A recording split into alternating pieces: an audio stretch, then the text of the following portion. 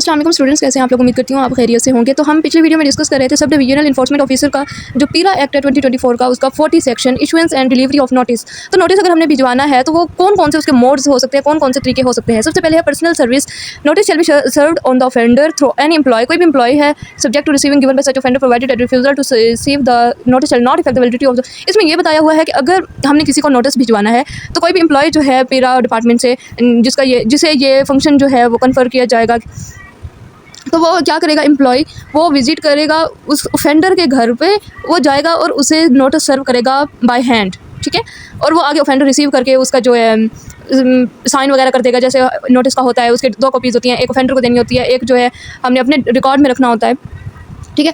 और इसमें एक और ये बात बताई हुई कि फॉर एग्जांपल जो ऑफेंडर है वो रिफ्यूज़ कर देता है, इनकार कर देता है, उसमें साइन नहीं करता, तो फिर ये है कि फोटेज जो है बॉडी कैम पे, जो यूनिफॉर्म पे जो बॉडी कैम लगा होगा, तो उसकी जो फोटेज है वो भी ज़ाहिर है उसमें रिकॉर्ड आ जाएगा कि हमने जाकर ऑफेंडर को नोटिस दिया है, उसने रिसीव नहीं किया, ये उसका फॉल्ट है, ठीक है। हमारी तरफ से जो नोटिस है वो डिलीवर हो चुका है, तो ये एक एज एविडेंस होगा।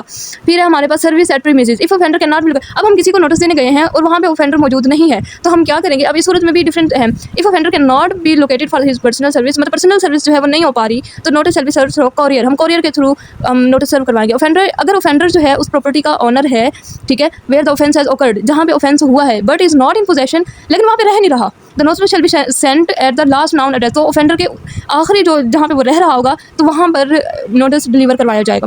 फिर है कि offender is the occupying owner tenant, मतलब वो फॉर एग्जांपल टेनेंट है, ठीक है, या ऑक्युपाइंग ऑनर है, अदरवाइज इन द ऑक्युपेशन और possession of the property where the offence has occurred, notice shall be sent at the said property address.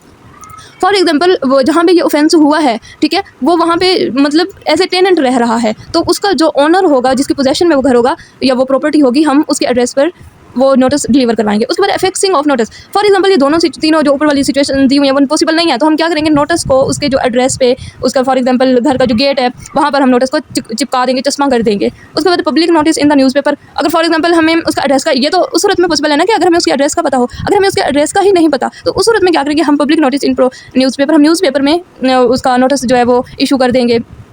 उसके बाद है local proclamation. If the notice is of general nature and related to many person. अब for example एक notice है वो एक ही इलाके के या एक ही मोहल्ले के 10-12 लोगों के नाम पे है, कोई ऐसा ऑफेंस है जिसमें सब इन्वॉल्व थे, तो उस सूरत में अब हर एक के घर जाके तो नोटिस नहीं देंगे। फिर यहाँ पर है लोकल प्रोक्लेमेशन और अनाउंसमेंट में be made through loud speaker. वो लाउड स्पीकर के थ्रू उस एरिया में, इन द लोकेलिटी, मतलब उस एरिया में जहाँ पे वो रह रहे होंगे वहाँ पे लाउड स्पीकर के थ्रू जो ऐलान वगैरह कर देंगे। Where the service is made by the employ he shall certify on the duplicate of the notice that he has served the notice on the required person. तो इसमें वही बात बताई हुई है कि जब जाकर नोटिस देंगे तो हम उसे जो डुप्लीकेट कॉपी होगी या डुप्लीकेट नोटिस होगा हमारे पास, हम उस पर साइन उसके करवा लेंगे।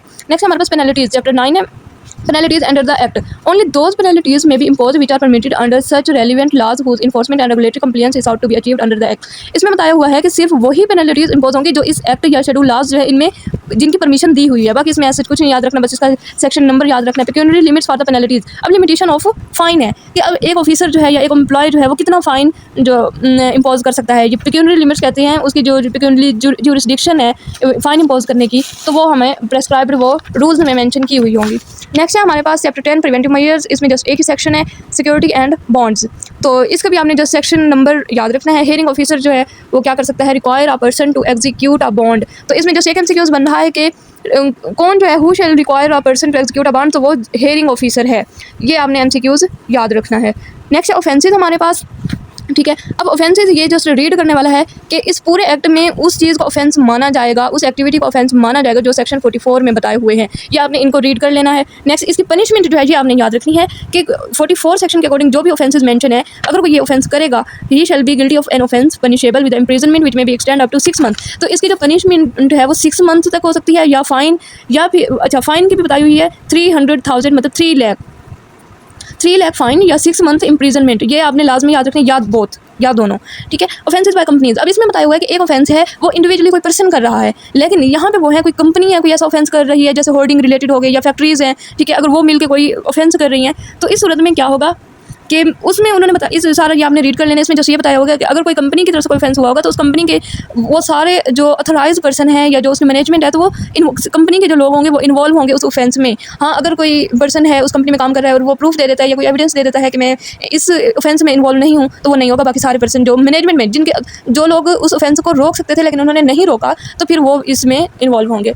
नेक्स्ट है हमारे पास पर्सोनेटिंग अ मेंबर ऑफिसर और एम्प्लॉय। अब इसमें ये तो जैसे यहाँ पे मैंने लिखा हुआ है जो किसी की ड्यूटी पहचान जो है वो अडॉप्ट करी, जैसे कोई एम्प्लॉई है, वो है तो इन्वेस्टिगेशन ऑफिसर, लेकिन वो खुद को SDEO शो करवा रहा है, ये होता है पर्सोनेशन। आपने इसकी जो पनिशमेंट है वो याद रखनी है, बहुत इंपॉर्टेंट है। एक तो इसका सेक्शन नंबर, और दूसरा है कि इसकी जो पनिशमेंट है वो पाकिस्तान पीनल कोड 1860 का जो एक्ट है उसमें बताया हुआ है, उसका सेक्शन 170। एक तो हमने ये चीज़ याद रखनी है। अब वहाँ भी जो इसकी पनिशमेंट दी हुई है वो है 2 years इम्प्रीजनमेंट और फाइन और बोथ। ये दोनों चीज़ें आपने लाजमी याद रखनी है, ये MCQs में पूछी जा सकती हैं। नेक्स्ट है मिस यूज़ ऑफ अथॉरिटी। अगर कोई ऑफिसर है वो अपनी अथॉरिटी का मिस यूज़ करता है, लाइक उसे वो पावर नहीं दी गई लेकिन फिर भी वो उस तरह की एक्टिविटी कर रहा है, तो ये वो बताया हुआ है कि अगर कोई ऐसा ऑफेंस करता है, लाइक कोई मिस यूज़ करता है, तो इसकी आपने जस्ट जो पनिशमेंट है वो याद रखनी है, वो है 100,000, 1 लाख और 6 months इम्प्रीजनमेंट। बाकी ये सारा आपने रीड करना है। तो आज की वीडियो हम यहाँ पर एंड करते हैं। इंशाल्लाह अगले वीडियो में हम इसका सेक्शन 48 से ऑनवर्ड डिस्कस करेंगे। ओके, अल्लाह हाफिज़।